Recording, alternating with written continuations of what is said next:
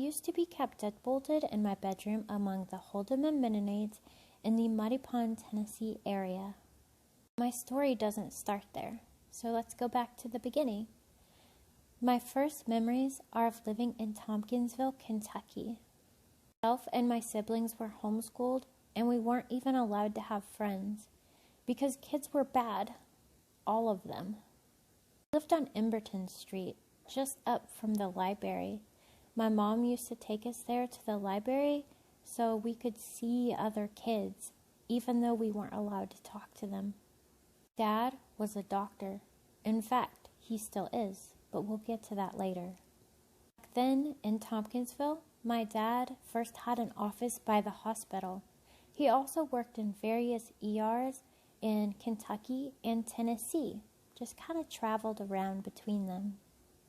Later, he would sell the office and build an office in the basement of our house. He made it very clear it was so he could keep a closer eye on all of us, my mom and my siblings. My oldest brother was our dad's target back then, and due to everything he was put through, my brother began treating myself and my siblings in a similar way. There isn't a lot that I want to say about that, but it wasn't good.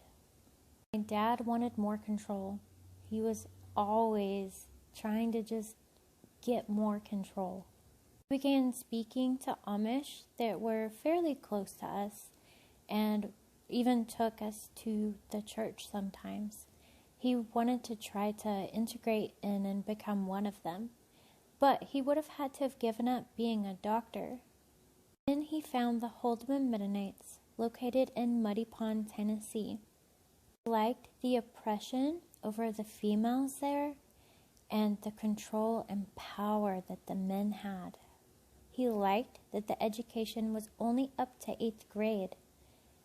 And since he had gotten his education prior to knowing better and being a doctor wasn't such a terrible thing, he would be able to remain a doctor. When I was 9 years old, in August of 1998, after terrible events that I do not want to go into details over, my dad forced me, my siblings, and my mom into the van and took us to the Muddy Pond, Tennessee area to move there permanently with just the clothes on our backs. I wasn't even allowed to grab my Breyer horses, which, meant the world to me, especially since I didn't have friends or anything like that, My parents left my oldest brother behind in Tompkinsville. They abandoned him there. My grandparents were able to gain full custody of him. Among the Holdeman Mennonites, my dad kind of released us kids. He said that we were allowed to have friends now because these kids were okay. And he made it a big deal that we would finally be able to go to a school instead of being homeschooled, even though it only went up to the 8th grade. After the move, he continued working as an ER doctor, as well as seeing patients at our kitchen table. Our house phone was the office phone. Eventually, he built an office onto the back of the house. I refused to accept that I was only allowed an 8th grade education. I wanted more. I loved learning. Because I begged, demanded, pleaded, and reasoned for a higher education, my dad did terrible things to me. I was supposed to be blindlessly submissive, quiet, thoughtless. I made it very clear I was his property. And without my brother there, I became his primary target. At age 13, he told me I was a woman.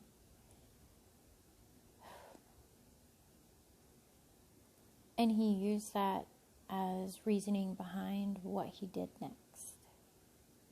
But I don't want to go into detail on that. Things he would do continued to escalate over time. I begged many other Holdeman Mennonites to help me.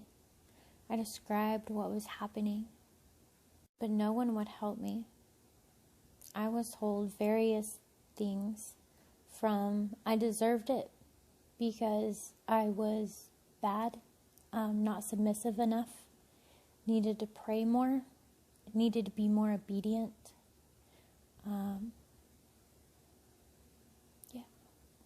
Some said that I was lying or over-exaggerating. Others said that this was being done to help me. Because it's okay to break someone's body and mind as long as it saves their soul in the end. That seems to be what the Holdeman Mennonites preached and believed. I could not understand why no one would help me. Being told that these terrible, terrible things were good was very confusing. The Holdeman Mennonites have a ritual that they call the Holy Kiss or the Kiss of Peace, only it's on the mouth. And I had to kiss a couple hundred-ish, as best I can estimate, different people on the lips while I was a minor. Even complete strangers, other Holdeman Mennonites from different congregations, when they would come to visit or we would go to other congregations. Yeah. It's a ritual that is still going on today with the kids. People kissing the kids. Yeah. Even strangers. On the lips. They aren't even given full and proper educations. I mean, how can a kid make that decision? They can't. And plus, it's literally a requirement. It's a part of the rules. So in order to be a part of this one true church, the only singular way to get to heaven, part of that is kissing people. How could something so awful be good? Around age 15, my dad put a deadbolt on my door and nailed both the tops and the bottoms of my window shut. At first, he just locked me in at night, and then sometimes during the day as well. I would try to keep cups. Sorry, I'm shaking. I'll just take that hand off the phone.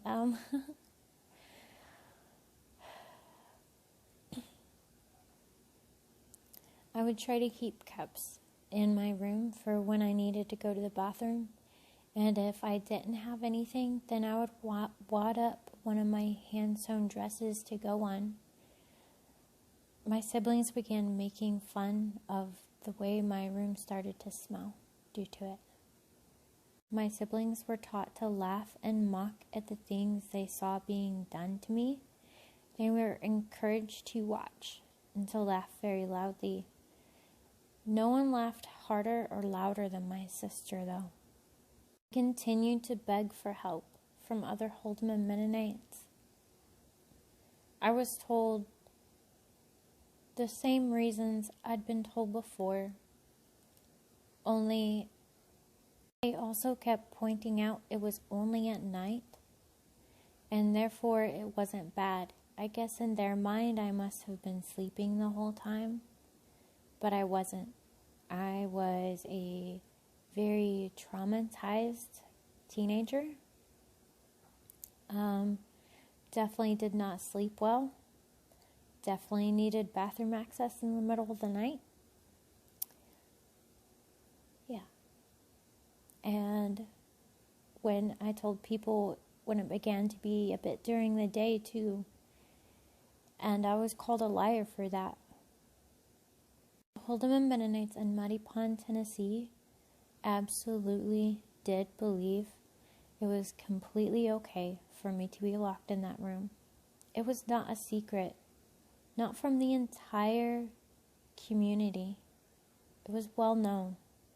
I questioned so many things about the religion and the lifestyle I was forced to live. So many things just didn't add up, didn't make sense to me. I asked if I'd burn if I wore short sleeves to church, because we had to wear long sleeves. Taking pictures was forbidden, but we were allowed to have calendars with pictures in them that other people had taken. Else had to wear hand-sewn dresses with only specific patterns allowed, while men and boys were allowed to wear store-bought clothes. So I asked why I would burn if I wore store-bought clothes if the guys wouldn't burn for wearing store-bought clothes. People didn't like that question, but it was a very, very real question. I had to wear one head covering during the week, but two when going to church, like one over top the other. So I asked if I was twice as sinful on Sundays. Nobody liked that question either, but seriously, if one was good the rest of the time, then why wasn't it good enough to church? These questions and my quest for a higher education made me bad to them, because I didn't just blindly accept everything. Therefore, I deserved everything that was happening. You see, the Holdeman Mennonites believe they are the one true church, and also that if outsiders who have came in contact with the Holdeman Mennonites, even if they're saved beforehand, if they meet them and find out that they are the one true way and then leave, then they lose their salvation. No one can leave after meeting a Holdeman Mennonite without no longer being a Christian. With the Holdeman Mennonites believing they are the one and only way, the cost of breaking a child to save their soul just seemed to make sense to them. You got to keep them in the one true church. The last few months I was there, I was kept locked in the room all the time, 24/7, except for twice a day. Once in the morning and once in the evening, I would be let out to go to the actual bathroom and then taken back and locked back in. My mom would bring me food and water. And at this point, I wound up getting a bucket for my bathroom for the rest of the time. When I would be let out, I would take the bucket with me and empty it. My dad said he was going to keep me locked in that room until I was 25 years old. I knew no one was going to come for me. Now, after all the years of the Holdeman saying everything was all fine, it was all right. I had to find a way to get out. In early April of 2006, my mom let me out in the evening. She said I could shower, and I did. And when I came out, no one was guarding me, which was unusual, because generally someone was always waiting for me when I was out. And I spotted my dad's business cell phone laying on the side table in the living room. And I went and I got it, and I dropped it down the front of my dress. And I had elastic in the waistband, and I hoped, that it would stop it from falling, and it did. My mom walked around the corner from the kitchen and took me back to that room and locked me back in. I spent the next few hours really scared. I thought someone was going to come looking for that phone, but no one did. Around 1 a.m. that night, I called a hotline help number in the back of a Chicken Soup for the Soul book, and they contacted 911. And police and ambulance came, and they got me out, took me to the hospital, and I was put in foster care. But to this day, no justice has been served. A lot of things went wrong during the investigation. A lot of it was a lack of investigating and a mishandling of evidence, not collecting evidence.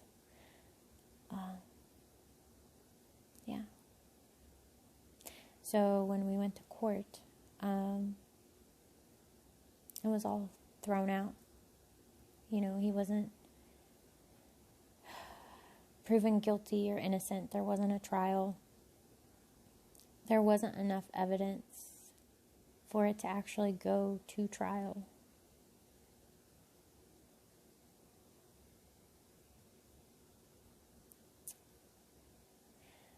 That's one of the hardest things,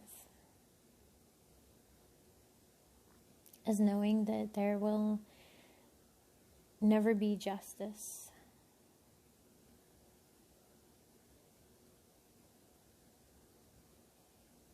I wasn't able to advocate for myself back then. I was barely able to talk about what happened at all, in fact. Even though I got out in 2006, I wasn't able to really start talking about it until 2020.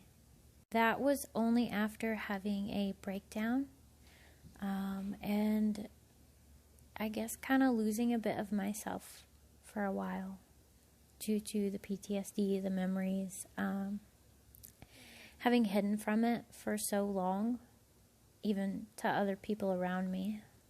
Then spent 2020 writing my memoir, and I published it in 2021.